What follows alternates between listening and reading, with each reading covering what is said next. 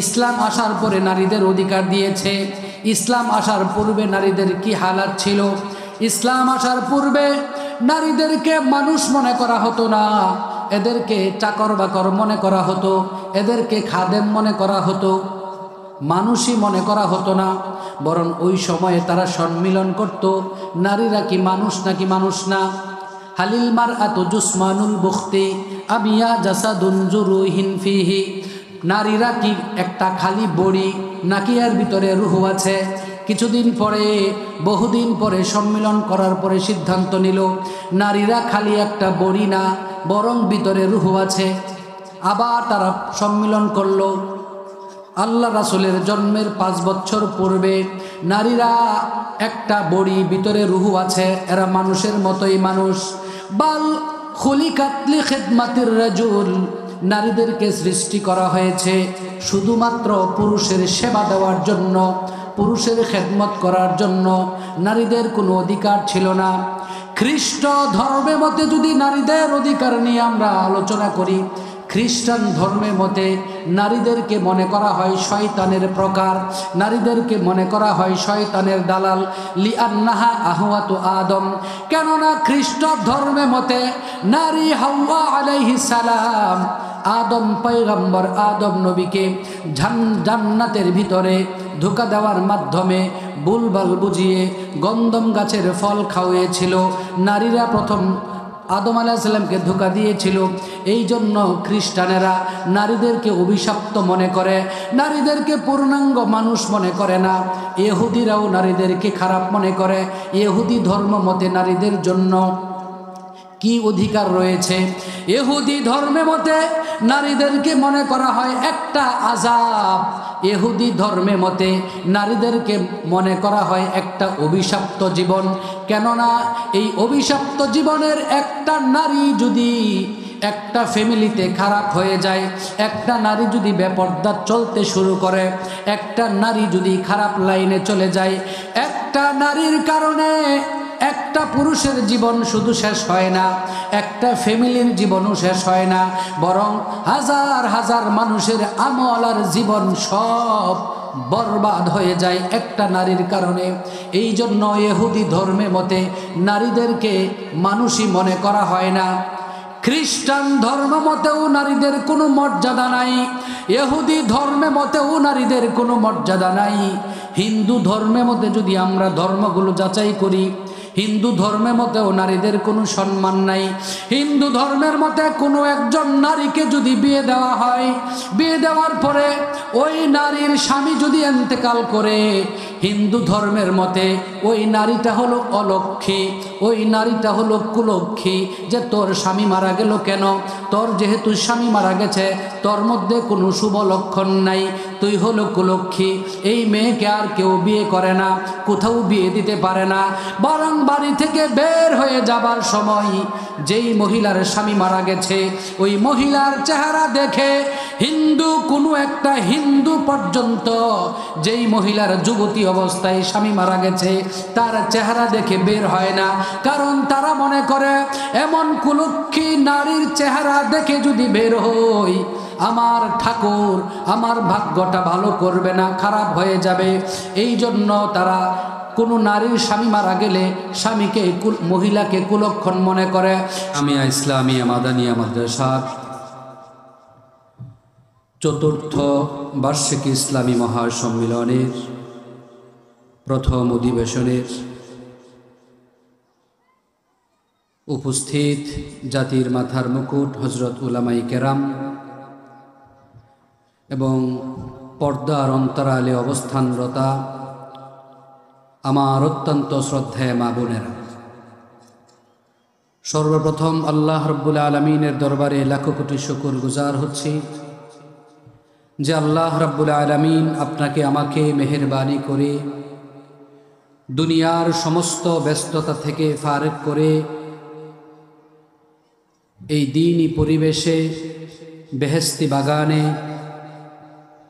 আমলের নিয়তে দ্বীনি কিছু আলোচনা এবং প্রয়োজনীয় মাসআলা আলোচনা করবার জন্য, পাশাপাশি আমলের নিয়তে সেই আলোচনা শুনবার জন্য মহান রব্বুল আলামিন আপনাকে আমাকে কবুল আর মঞ্জুর করেছেন। মহান রব্বুল আলামিনের তরে কালিমাতুর শুকর আদায় করছি, আলহামদুলিল্লাহ। প্রিয় মায়েরা ও বোনেরা, লম্বা সময় পর্যন্ত পরিচিত মুখ বিশিষ্ট ওয়াইজ হজরত মাওলানা মুখতার হোসেন রায়পুরী দামাত বরকাতুহুমের পবিত্র জবান থেকে লম্বা সময় পর্যন্ত গুরুত্বপূর্ণ আলোচনা শুনছিলেন। হুজুর অত্যন্ত গুরুত্বপূর্ণ যে আলোচনা করেছেন, সে আলোচনাগুলো বুঝবার মতো, বুঝে আমল করবার মতো আমাদের সকলের ভাগ্যে তৌফিক নসিব করুন, আমিন। আমি আপনাদের সামনে অল্প সময় কথা বলব। কথা বলার আগে আমরা একটু বুঝে নেই, আল্লাহ রাব্বুল আলামিন মানুষকে সুখে শান্তিতে বসবাস করার জন্য দুইটা দলে বিভক্ত করেছেন। একটা দল হলো পুরুষ, আরেকটা দল হলো নারী। সুখে শান্তিতে বসবাস করবার জন্য নারী এবং পুরুষ আল্লাহ তাআলা দুনিয়াতে বানিয়েছেন। বানানোর পরে পুরুষদের জন্য আল্লাহ তাআলা কিছু বিধান দিয়েছেন যেগুলো কোনো নারীদের জন্য দেন নাই। আবার নারীদের জন্য আল্লাহ তাআলা এমন কিছু কোরআনের বিধান দিয়েছেন কোনো পুরুষকে দেন নাই। আবার এমন কিছু বিধান আছে, কোরআন সুন্নাহর বয়ান আছে, যে বয়ানগুলো নারীদের জন্যও প্রয়োজনীয়, ঠিক পুরুষের জন্যও প্রয়োজনীয়। এই দৃষ্টিকোণ থেকে কোরআন সুন্নাহর ভিতরে যত ওয়াজ আছে, যত নসিহত আছে, যত মাসআলা মাসাইল আছে, এই ওয়াজ নসিহত এবং মাসআলা মাসাইলগুলোকে তিন ভাগে বিভক্ত করা যায়। কোরআন সুন্নাহর ভিতরে যতগুলো ওয়াজ নসিহত আছে, কিছু ওয়াজ নসিহত হলো নারী এবং পুরুষ সকলের জন্য প্রয়োজন, সকলেই জানবে, সকলেই মানবে, সকলেই পালন করবে। আবার কিছু বিধান আছে যেগুলো শুধু পুরুষের জন্য জানা এবং মানা ফরজ, কোনো নারীর জন্য জানাও ফরজ না, মানাও ফরজ না। পক্ষান্তরে আল্লাহ আরও কিছু বিধান দিলেন, যেই বিধানগুলো শুধুমাত্র নারীদের জন্য জানা ফরজ, মানাও ফরজ, শিক্ষা করা ফরজ, আমল করাও ফরজ। যেমন ধরুন 5 ওয়াক্ত সালাত দিলেন আল্লাহ। 5 ওয়াক্ত সালাত পুরুষের জন্য যেমন পালন করা, পুরুষের জন্য সালাত কায়েম করা যেমন ফরজ, নারীদের জন্য সালাত কায়েম করা ফরজ। এই জন্য চাই আল্লাহর বান্দা নারী হোক অথবা পুরুষ হোক, প্রাপ্তবয়স্ক হবার পরে সালাত কায়েম করবার জন্য সালাত সংক্রান্ত যত প্রকারের বিধিবিধান আছে, সকল প্রকারের বিধিবিধানগুলো একজন নারীর জন্য জানা এবং পালন করা যেমন ফরজ, ঠিক তদ্রূপ পুরুষদের জন্য জানা, পালন করা, মান্য করা তেমনি ফরজ। আবার আল্লাহ তাআলা কিছু বিধান দিলেন যেগুলো নারীদের জন্য ফরজ, কোনো পুরুষের জন্য না। নারীদের জন্য যেমন ফরজ, প্রত্যেক মাসে নারীদেরকে আল্লাহ একটা মাসিক দিয়েছেন, ঋতুস্রাব দিয়েছেন। যেই ঋতুস্রাব থেকে পরিষ্কার হইতে হবে, কিভাবে পরিষ্কার হবে, কিভাবে পরিচ্ছন্ন হবে, কিভাবে সালাত পড়বে, কিভাবে সালাত কায়েম করবে।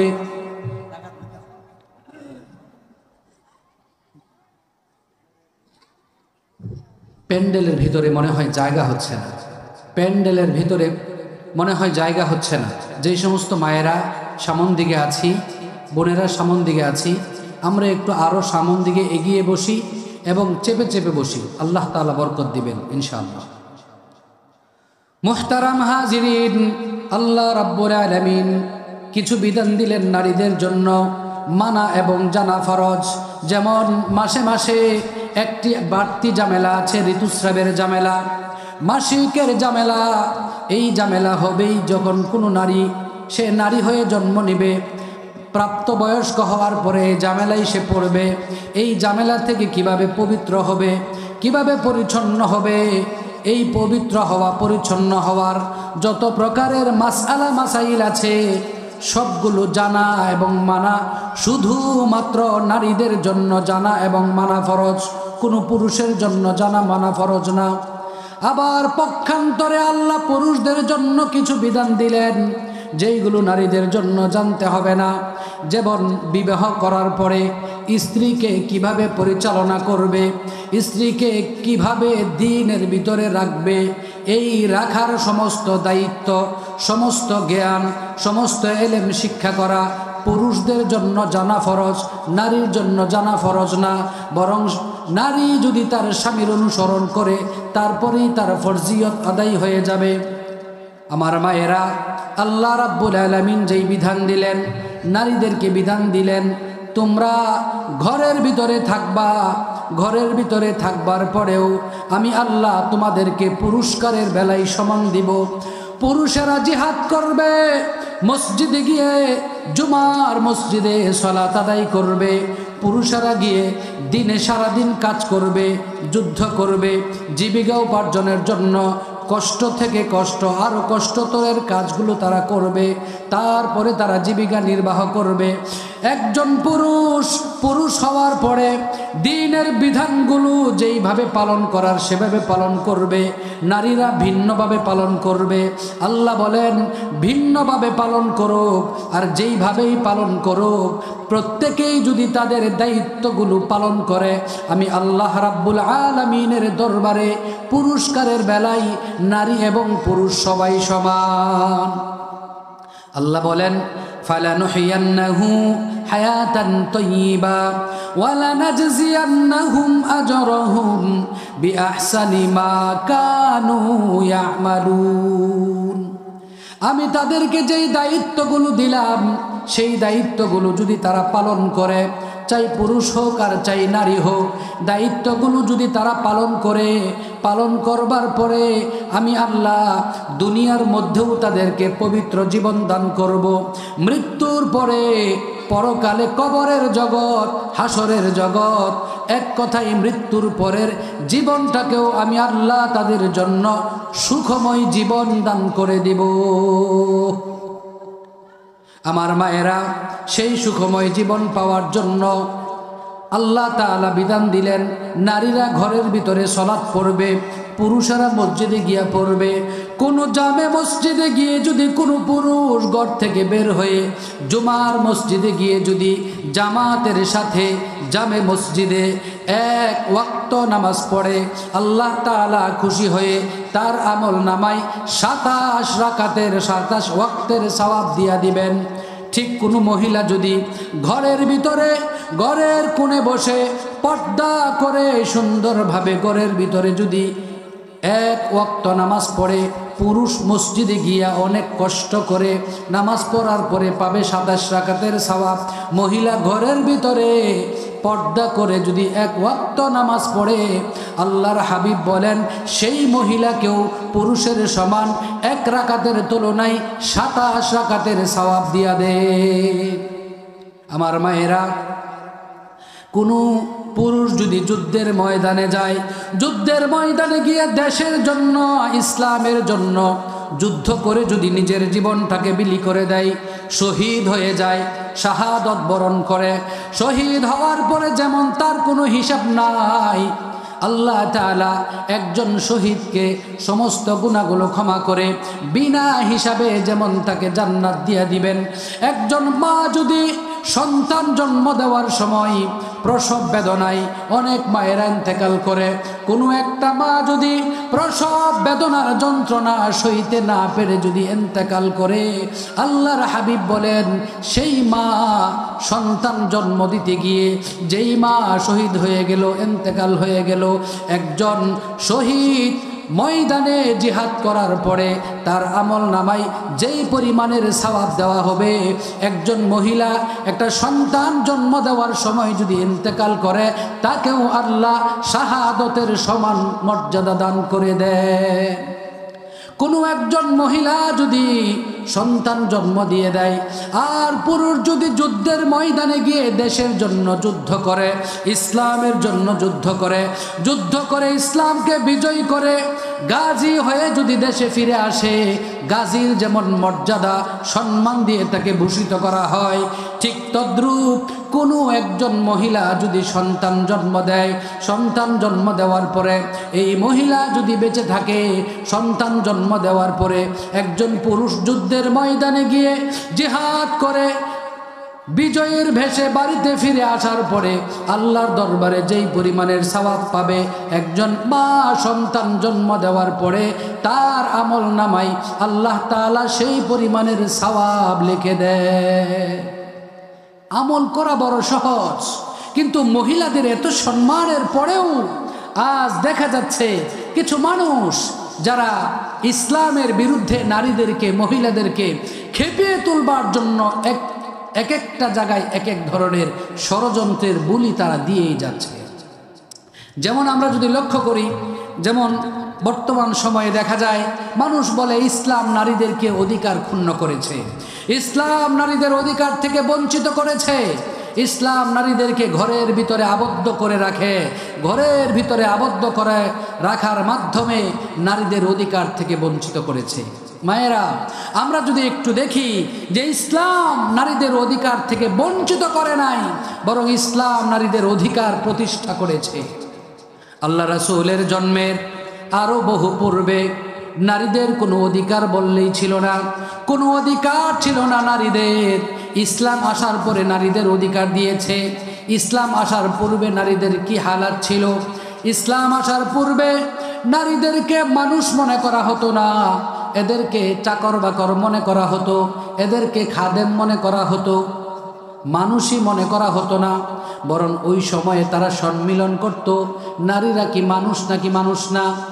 হালিল মারআতু জুসমানুল বুখতি আমিয়া জাসাদুন জুরুহিন ফিহি, নারীরা কি একটা খালি বড়ি নাকি এর ভিতরে রূহ আছে। কিছুদিন পরে, বহুদিন পরে সম্মিলন করার পরে সিদ্ধান্ত নিল নারীরা খালি একটা বড়ি না, বরং ভিতরে রূহ আছে। আবার তারা সম্মিলন করলো। আল্লাহ রাসূলের জন্মের 5 বছর পূর্বে নারীরা একটা বড়ি, ভিতরে রূহ আছে, এরা মানুষের মতোই মানুষ। বাল খুলিকাত লিখিদমাতির রাজুল, নারীদেরকে সৃষ্টি করা হয়েছে শুধুমাত্র পুরুষের সেবা দেওয়ার জন্য, পুরুষের খেদমত করার জন্য। নারীদের কোনো অধিকার ছিল না। খ্রিস্ট ধর্মের মতে যদি নারীদের অধিকার নিয়ে আমরা আলোচনা করি, খ্রিস্টান ধর্মের মতে নারীদেরকে মনে করা হয় শয়তানের প্রকার, নারীদেরকে মনে করা হয় শয়তানের দালাল। লিআন্নাহা আহওয়াতু আদম, কেননা খ্রিস্ট ধর্মের মতে নারী হাওয়া আলাইহিস সালাম, আদম পয়গম্বর, আদম নবীকে জান্নাতের ভিতরে ধোঁকা দেওয়ার মাধ্যমে বুলবাল বুঝিয়ে গন্ধম গাছের ফল খাওয়িয়েছিল। নারীরা প্রথম আদম আলাইহিস সালামকে ধোঁকা দিয়েছিল।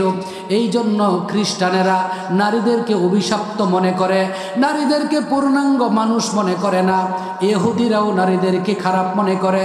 ইহুদি ধর্ম মতে নারীদের জন্য কি অধিকার রয়েছে? ইহুদি ধর্মে মতে নারীদেরকে মনে করা হয় একটা আযাব। ইহুদি ধর্মে মতে নারীদেরকে মনে করা হয় একটা অভিশপ্ত জীবন।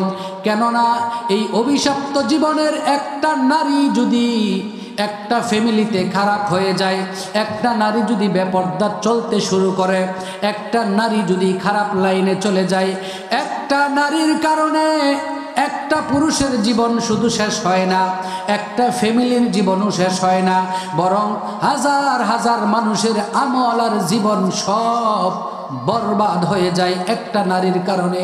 এই জন্য ইহুদি ধর্মে মতে নারীদেরকে মানুষই মনে করা হয় না। খ্রিস্টান ধর্ম মতেও নারীদের কোনো মর্যাদা নাই, ইহুদি ধর্মে মতেও নারীদের কোনো মর্যাদা নাই। হিন্দু ধর্মের মতে যদি আমরা ধর্মগুলো যাচাই করি, হিন্দু ধর্মের মতেও নারীদের কোনো সম্মান নাই। হিন্দু ধর্মের মতে কোনো একজন নারীকে যদি বিয়ে দেওয়া হয়, বিয়ে দেওয়ার পরে ওই নারীর স্বামী যদি ইন্তেকাল করে, হিন্দু ধর্মের মতে ওই নারীটা হলো অলক্ষ্মী, ওই নারীটা হলো কুলক্ষী, যে তোর স্বামী মারা গেল কেন? তোর যেহেতু স্বামী মারা গেছে, তোর মধ্যে কোনো শুভ লক্ষণ নাই, তুই হলো কুলক্ষী। এই মেয়েকে আর কেউ বিয়ে করে না, কোথাও বিয়ে দিতে পারে না।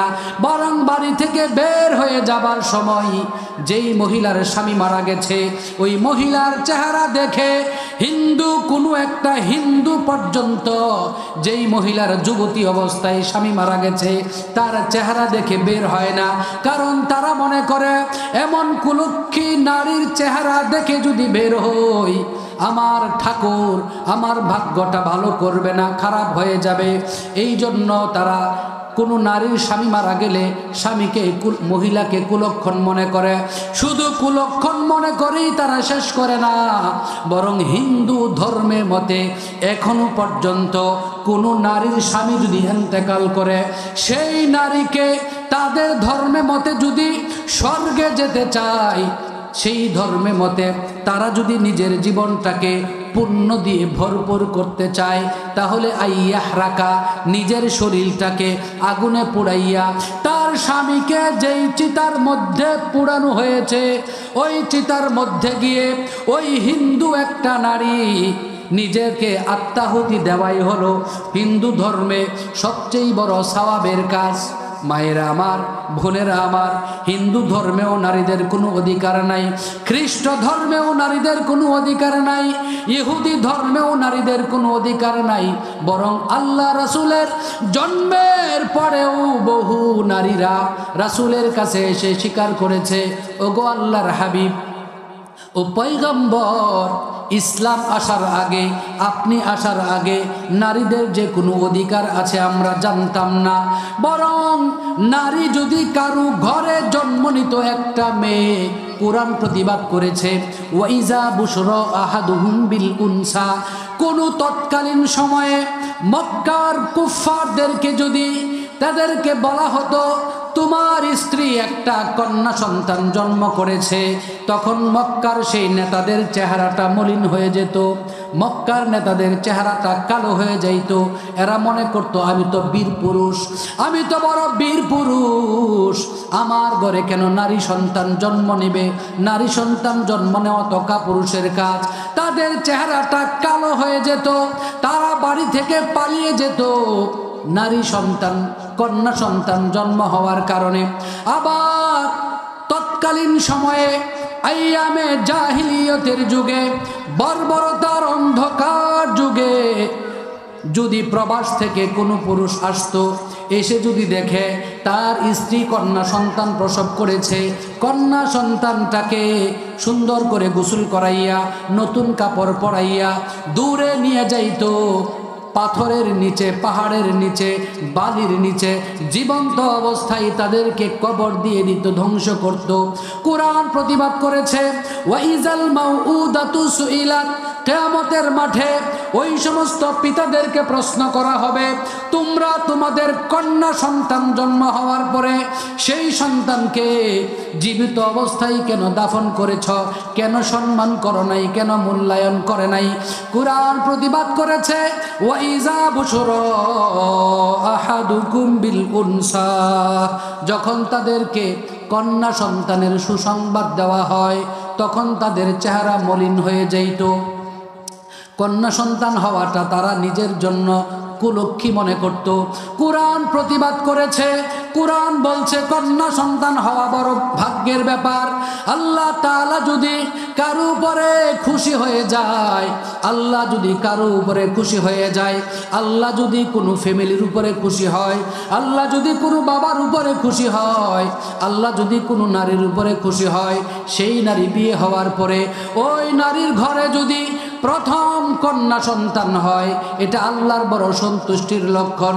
আল্লাহর নবী বলেছেন, আল্লাহ যদি কোনো এলাকার উপরে খুশি হয়, এটা আপনি কেমনে বুঝবেন? যেই সময়ে আপনার বৃষ্টির প্রয়োজন, ওই সময়ে যদি আল্লাহ বৃষ্টি দান করেন, বোঝা গেল এই এলাকার মানুষের উপরে আল্লাহ রহমত নাজিল করেছেন, আল্লাহ সন্তুষ্ট আছেন। আল্লাহ যদি সন্তুষ্ট থাকেন প্রথমে বৃষ্টি বর্ষণ করেন। আল্লাহ যদি কোনো এলাকার কোনো ঘরের কোনো ফ্যামিলির লোকদের উপরে আরো বেশি খুশি হন, ওই ফ্যামিলির মধ্যে আত্মীয় স্বজন পাঠাইয়া দেন, ওই ঘরের মধ্যে মেহমান আসে। যেই ঘরের মধ্যে যত যত বেশি মেহমান আগমন করবে, ও মা জানিয়ে রাখবেন আল্লাহ কুদরতিভাবে আপনার জন্য আপনার উপরে খুশি হয়ে আছেন, আপনার স্বামীর উপরে খুশি হয়ে আছেন। এই জন্য আপনার বাড়িতে মেহমান আসে। যার বাড়িতে মেহমান আসে না, যেই ভাইয়ের বাড়িতে কোনো বোন বেড়াইতে আসতে পারে না, বেড়াইয়া সম্মান পায় না, যেই ভাইয়ের বাড়িতে বোনেরা এসে, যেই এক আত্মীয়র বাড়িতে আর এক আত্মীয় এসে বেড়াইয়া সুখী হয় না, বোঝা গেল যার বাড়িতে মেহমান হওয়ার পরে খুশি হয়ে মেহমান বিদায় নেয় না, ওই ব্যক্তির জন্য আল্লাহর গজব আছে, আল্লাহ তার উপরে অসন্তুষ্ট আছে। দ্বিতীয় নাম্বার, যেই ফ্যামিলির উপরে আল্লাহ খুশি হন, ওই ফ্যামিলিতে আল্লাহ মেহমান পাঠান। যেই ভাইয়ের উপরে আল্লাহ খুশি থাকেন, ওই ভাইয়ের বাড়িতে ওই বোন বারবার বেড়াইতে আসে। যেই বোন ভাইয়ের বাড়িতে বারবার বেড়াইতে আসার পরে ভাই যদি খুশি থাকে, বেড়ানো বোন আসার পরে যদি ভাইয়ের চেহারার মধ্যে হাসির ফুল ফুটে, বোঝা গেল ওই ভাইয়ের উপরে আল্লাহর সন্তুষ্ট আছে। তৃতীয় নম্বর, আল্লাহ যদি কোনো ফ্যামিলির উপরে আরো বেশি খুশি হয়ে যান, সেই ফ্যামিলির মধ্যে সর্বপ্রথম কন্যা সন্তান দান করেন। আল্লাহ তাআলা যদি, ও মা, আপনার উপরে রাজি থাকেন, ও বাবা, আল্লাহ যদি আপনার উপরে রাজি থাকেন, খুশি থাকেন, তাহলে আল্লাহ আপনাকে প্রথমে কন্যা সন্তান দিবেন। যেই মায়ের ঘরে আগে কন্যা সন্তান আল্লাহ দান করবেন, বোঝা গেল সেই মায়ের উপরে আল্লাহ সন্তুষ্ট হয়ে আছেন। আল্লাহর নবী বলেছেন, কন্যা সন্তান দেওয়া হলো বড় সৌভাগ্যের ব্যাপার। মহিলাদের অধিকার ইসলাম ক্ষুণ্ণ করে নাই, বরং তিনভাবে মহিলাদের অধিকার আল্লাহ প্রতিষ্ঠা করেছেন। মহিলাদের এক নাম্বার অধিকার হলো, মহিলারা হলো আলমার আতু বিনতুন, মহিলারা হলো মেয়ে। দুই নাম্বার অধিকার হলো আলমার আতু জাউজাতুন, সেই মহিলা হবে কারো একজন স্ত্রী। তিন নাম্বার অধিকার হলো আলমার আতু উম্মুন, সেই মহিলা একদিন মা হবে। মা বানানোর মাধ্যমে আল্লাহ তাআলা মেয়েদের সম্মান দিয়েছেন। এক নাম্বার সম্মান দিয়েছেন আপনি একজন মেয়ে, দুই নাম্বার সম্মান দিয়েছেন আপনি কারো স্ত্রী, তিন নাম্বার সম্মান দিয়েছেন আপনি কারো মা। তিনভাবে আপনার অধিকার দিয়েছে। ইসলাম নারীদের অধিকার ক্ষুণ্ণ করে নাই, বরং যেই নারীদেরকে আগে কবরের মধ্যে জীবন্ত অবস্থায় কবরের মধ্যে দাফন করা হতো, কবর থেকে বের করে আল্লাহ তাআলা দুনিয়ার জমিনে নারীদের অধিকার তিনভাবে প্রতিষ্ঠা করেছেন। এক নাম্বার হলো আলমার আতু বিনতুন, সে একটা মেয়ে।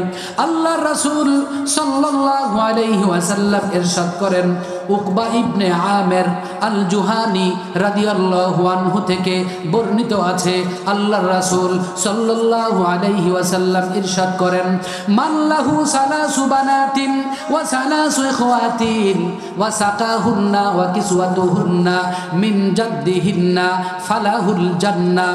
আল্লাহর হাবিব বলেন, দুনিয়ার কোনো মানুষের কাউকে যদি আল্লাহ তিনটা মেয়ে দান করেন অথবা তিনটা বোন দান করেন, তিনটা মেয়ে অথবা তিনটা বোন দান করার পরে তিনটা মেয়ের উপরে যদি সে খুশি থাকে, তিনটা বোনের উপরে যদি সে খুশি থাকে, তিনটা মেয়ের মধ্যে কোনো বৈষম্যতা তৈরি করে নাই, মেয়েকে তার সাধ্য অনুযায়ী কাপড় চোপড়ের ব্যবস্থা করলো, তার সাধ্য অনুযায়ী মেয়েদেরকে অথবা তার বোনদেরকে লেখাপড়ার ব্যবস্থা করলো, খাওয়া দাওয়ার ব্যবস্থা করলো, লেখাপড়ার ব্যবস্থা করলো। ব্যবস্থা করার পরে তিনটা মেয়েকে তিনটা বোনকে সাধ্য অনুযায়ী উপযুক্ত পাত্র দেখে বিয়া দিয়া দিল। বিয়ে দিয়ে দেওয়ার পরে আমার হাবিব আল্লাহর নবী মুহাম্মাদুর রাসূলুল্লাহ সাল্লাল্লাহু আলাইহি ওয়াসাল্লাম এক riwayate বলেন ফালাহুল জান্নাহ, আর এক riwayateর মধ্যে আছে বাইনাহু ওয়া বাইনান নার হিজাবুন। তিনটা মেয়ের কারণে, তিনটা বোনের কারণে আল্লাহ তাআলা ওই মায়ের জন্য, ওই বাবার জন্য, ওই ভাইয়ের জন্য জান্নাত এবং জাহান্নামের মাঝখানে একটা অন্তরায় তৈরি করে দিবেন। অন্তরায় তৈরি করার মাধ্যমে তিনটা মেয়ের কারণে আল্লাহ তাআলা ওই তিনটা মেয়ের বাবা এবং মাকে বিনা হিসাবে জান্নাতে দিয়া দিবে। মায়েরা আমার, আল্লাহর নবীকে প্রশ্ন করা হয়েছে, ইয়া রাসূলুল্লাহ, ইয়া হাবিবাল্লাহ, কারো জন্য যদি তিনটা মেয়ে না থাকে, তিনটা বোন না থাকে, দুইটা মেয়ে থাকে অথবা দুইটা বোন থাকে, আল্লাহর নবী বলেন মাল্লাহু বিনতানে উখতানে, কারো জন্য যদি দুটা বোন থাকে অথবা দুইটা মেয়ে থাকে, দুইটা বোনকে দুইটা মেয়েকে সে ভালোবাসলো, আদর করলো, মোহাব্বত করলো, কোনো ধরনের বৈষম্য তৈরি করলো না, বৈষম্য তৈরি না করে তাদের সাধ্য অনুযায়ী লেখাপড়া শিখাইয়া উত্তম পাত্র দেখে বিয়ার ব্যবস্থা করে দিল। সেই কারণে আমার নবী বলেন তার পিতামাতাকেও আদখালাহুল্লাহুল জান্নাহ, আল্লাহ তাকেও জান্নাতে প্রবেশ করাইয়া দিবেন। একজন সাহাবী দাঁড়ায়া বললেন, ইয়া রাসূলুল্লাহ, কারো জন্য যদি দুইটা মেয়েও নাই, দুইটা বোনও নাই, একটা মেয়ে আছে, একটা বোন আছে, তার জন্য কি একই ফাইসালা? আল্লাহর নবী বললেন কারো জন্য যদি একটা মেয়ে থাকে, কারো জন্য যদি একটা বোন থাকে, তার মনে মনে যদি এমন চিন্তা থাকে, আল্লাহ যদি আমাকে 5টা মেয়ে দান করত, আল্লাহ যদি আমাকে 5টা বোন দান করত, আমি আমার বোনদের হক ঠিক মতো আদায় করতাম, আমি আমার মেয়েদের হক ঠিক মতো আদায় করতাম, আমি আমার বোনদের সাথে সুন্দর আচরণ করতাম, আমার বাবার যে পরিত্যক্ত সম্পদ আছে ওই সম্পদ আমি ভাই হিসাবে আমি যেটুকু পাওনা আছে আমি আমার পাওনাটুকু নিয়ে সন্তুষ্ট থাকতাম, আমার বোনদের পাওনা তাদের কাছে সঠিকভাবে বুঝাইয়া দিতাম। এমন চিন্তা এবং মনোভাব কারো মধ্যে যদি থাকে, তার জন্য যদি একটা মেয়েও থাকে, একটা বোনও থাকে, আল্লাহর নবী বলেন আদখালাহুল্লাহুল জান্নাহ, আল্লাহ তাআলা একটা মেয়ে থাকবার কারণে, এমন আশা মনের মধ্যে লালন করার কারণে, হাসরের মাঠে একটা মেয়ের কারণে বিনা হিসাবে তার বাবা মাকে জান্নাত দিয়া দিবে।